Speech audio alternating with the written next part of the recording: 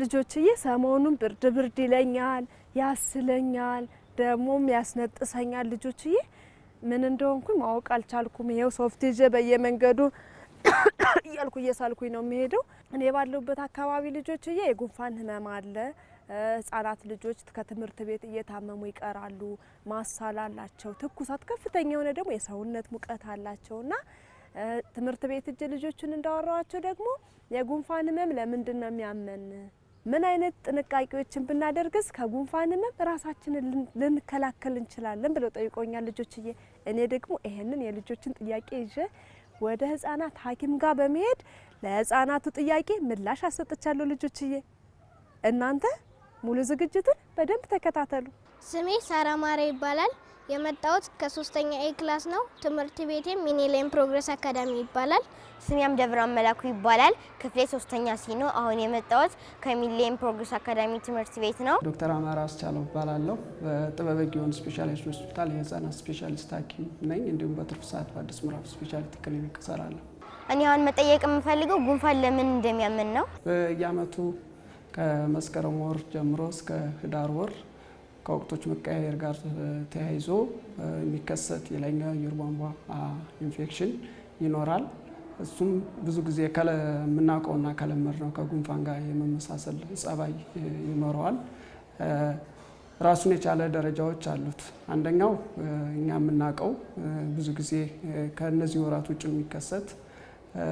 ጉንፋን ብለን የምንጠራው ቀለል ያለ የህመም አይነት ሲሆን ሌላኛው ኢንፍሉዌንዛ የሚባል ትንሽ ከጉንፋን ጠንከር ያለ የህመም አይነት የላይኛው አየር ቧንቧ የህመም አይነት ሲሆን ምልክቶቹም ከጉንፋን የተለዩ ናቸው ብዙ ጊዜ ኃይለኛ የሆነ ትኩሳት ይኖረዋል የሰውነት የመቆረጣጠም ጸባይ ይኖረዋል ራስ ምታት ከዚህ ጋር ተያይዞ ሳልም ሊኖራቸው ይችላል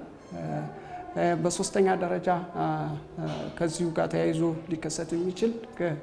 ከመጀመሪያ ከተቀስናቸው ትንሽ ከበድ ያለ የታችኛው አየር ቧንቧን የሚያጠቃ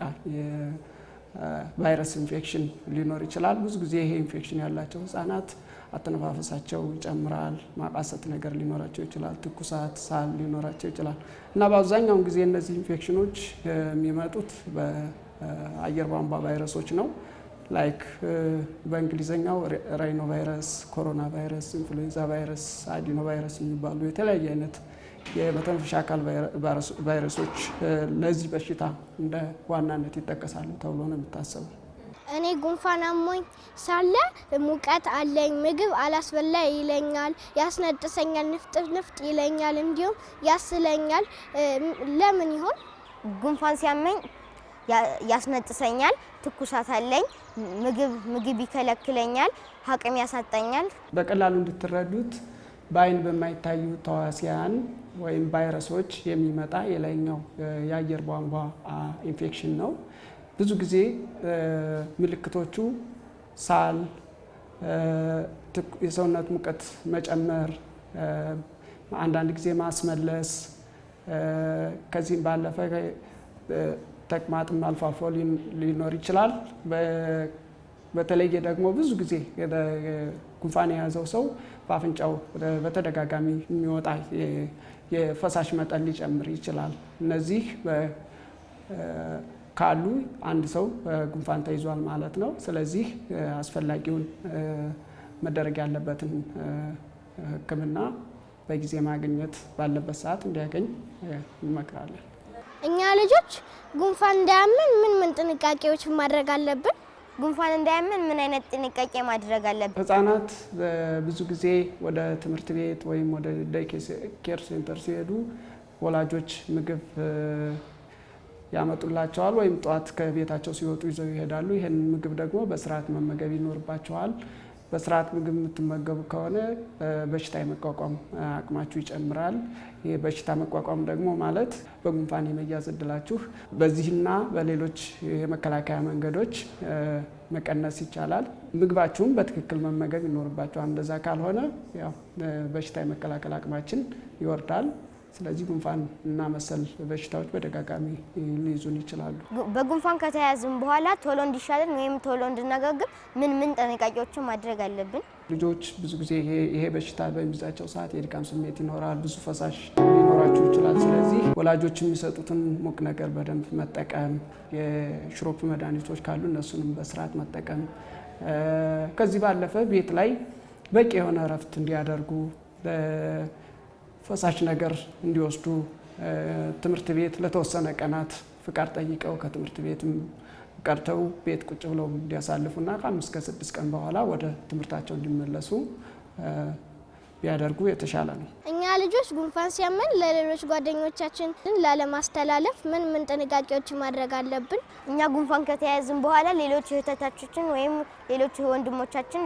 እንዲያያዙ በእኛ ጉንፋን ምን ጥንቃቄዎችን ማድረግ አለብን? ልጆች ይሄ በሽታ እንዳይዛችሁም ሆነ ከያዛችሁ በኋላ ሌሎች ልጆች እንዳታስተላልፉ እጃችሁን መታጠብ ይኖርባቸዋል። ከጓደኞቻችሁ የተወሰነ ርቀት ትምህርት ቤት ሊሆን ይችላል፣ የህፃናት ሙያ አካባቢ ሊሆን ይችላል፣ በተወሰነ መልኩ ርቀታችሁን መጠበቅ ይኖርባቸዋል። ከዛ ባለፈ ወላጆቻችሁ የሚሰጧችሁ የትኩሳት ማስታገሻ፣ የሳል ማስታገሻ መድኃኒት ካለ እሱም በስርዓት መውሰድም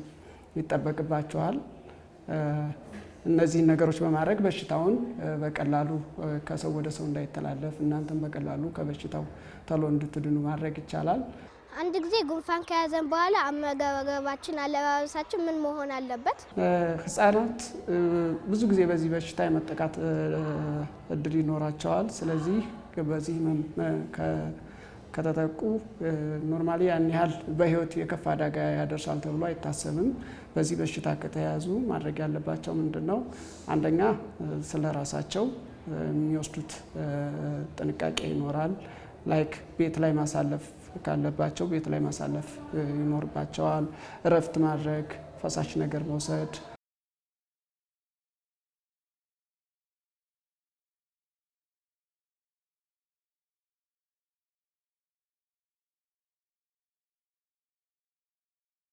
ልጆችዬ እኔ የምጠይቀው ዝግጅታችንን ተከታተላችሁ? መልካም ልጆችዬ፣ የህፃናት ሐኪሙ እንደነገሩን ከሆነ የጉንፋን ህመም የሰውነታችን የመከላከል አቅም በሚደክምበት ጊዜ ማለትም ምግብ በደንብ ካለመመገብ፣ ንጽህናችንን በአግባቡ ካለመጠበቅ ሊመጣ የሚችል በሽታ ነው ብለዋል አይደል ልጆችዬ? አዎ። እናንተ ታዲያ ምን ተማራችሁ? ምግባችሁን በደንብ መመገብ፣ ንጽህናችሁን መጠበቅ፣ እንደገና ደግሞ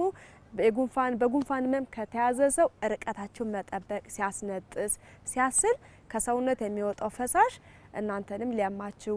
በጉንፋን ህመም እንድትጠቁ ሊያደርጋችሁ ስለሚችል ልጆችዬ በጉንፋን ህመም የታመመ ሰው ስታገኙ ርቀታችሁን መጠበቅ፣ ንጽህናችሁን መጠበቅ፣ እነዚህን ጥንቃቄዎች አድርገን ራሳችንን ከጉንፋን ህመም ልንጠብቅ ይገባል ብሏል ልጆችዬ።